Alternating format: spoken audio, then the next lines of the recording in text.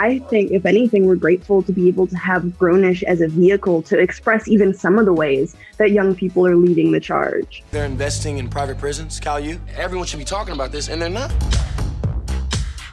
This season on Grownish, we get to see the students of CalU stage a peaceful yet extremely powerful protest. Yara, what would you say is the #1 piece of advice to those out there who are looking to be a change maker? I don't even know if I'm in a place to give advice. I'm honestly so awe-inspired by my generation, and I think even whether it be the 100 days of sustained protest that we saw this summer, or the ways in which young people were innovating in every single way to lead the movement for social justice, really the lessons are evident in their action. I think, if anything, we're grateful to be able to have Grownish as a vehicle to express even some of the ways that young people are leading the charge. Especially given the fact that you guys wrapped these episodes at the end of 2019, and over the past year, you all have continued to use your platforms to its fullest extent.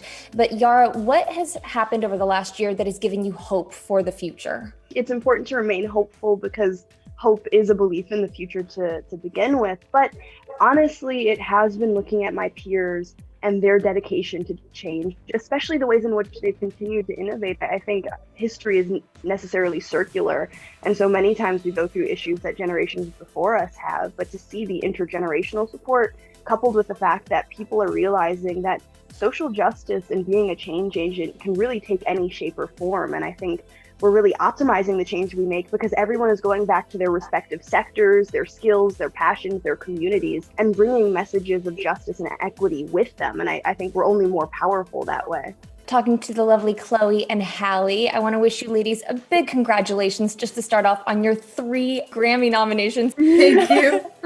What does it mean to see yourselves and other R&B artists be so celebrated this year, not just at the Grammys, but in the music industry in general? It means the entire world to my sister and I, because we just love creating together and it really just bonds our sisterhood. So we're just creating really for fun and for ourselves. And to know that other people appreciate what we create in our living room and our garage, and just by having fun and experimenting, it truly means a lot to us. And I can't wait to do that more together and just continue to put out music. And I'm hoping and praying we win a Grammy this year. We'll have to see what happens. But regardless, I'm really proud of my sister and I'm proud of myself too, because we learned how to make the best out of this moment with the whole pandemic. And as scary and as sad and as heartbreaking as it is, we wanted to see and bring hope to people and love and light through singing and performing. So I'm really happy with what the year brought for us musically.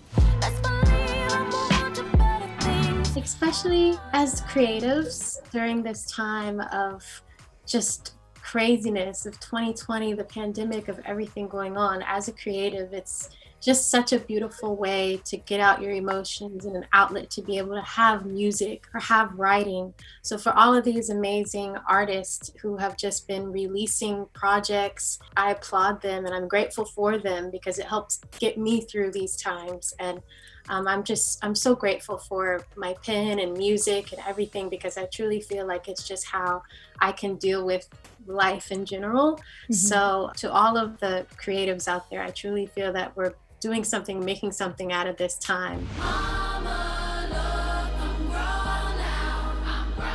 You ladies have given us the extremely catchy Grownish theme song, but we haven't seen Sky and Jazz sing on the show since that epic brief karaoke scene early in season 2.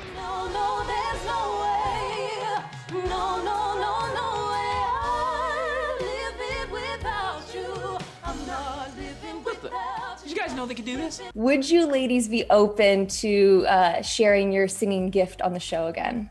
I'm always open. I just feel like it'd be weird for Jazz and Sky to be like track singers. But hey, if they like to sing in their free time, so be it. I always sing, so I don't mind. Maybe we could have you guys debut new music on the show? Anything in the works? Oh, well, there's always stuff in the works, so you never know. You never know.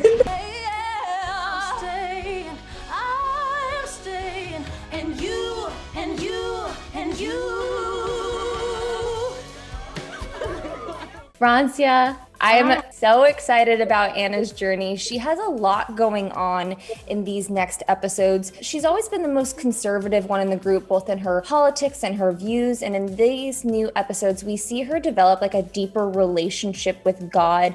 What has been the most rewarding and most challenging parts for you in bringing this character to life? The rewarding part is bringing the character to life. And especially in these next few episodes, I mean, her relationship with God is very similar to mine. And I was actually very excited to take on that journey because, I went to the writers. I was like, this is exactly how I felt the first time I went to church. This is exactly how I felt when I was going through that phase. So I'm happy that I'm able to bring that to life and actually be able to talk about it with you or with anyone that talks to me about it. The challenges have been, my views are different from Anna's views. So that's been a bit of a challenge, but at the same time, it's educated me a lot and it's shown me a lot of grace and understanding. And, rather than, having my opinions up in the forefront, I've really took a step back and really have tried to understand all sides to everything.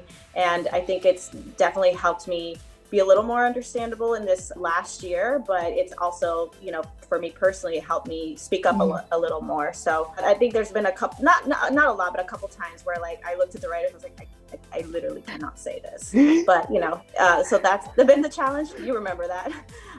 It was at a table read, but that's been a challenge. But other than that, I'm happy to be able to, portray the storylines that they give me and bring Anna to life, especially in this next journey throughout the show. Wow, I missed a lot. Emily, we gotta talk about Nomi because, oh baby, I miss her so much on my screens. You guys dropped a baby bombshell on us. How do you think that pregnancy and perhaps motherhood is gonna change her view on the world? I think it has to, right? I think for that type of transition to happen where a woman, in this case, Nomi, enters a place where, okay, I don't just have to think about myself anymore. I'm not my only priority. I have somebody else who I brought into this world who I need to consider first. I think it's going to change a lot, especially for someone like Nomi, who I think historically has really kind of thought mainly about herself first.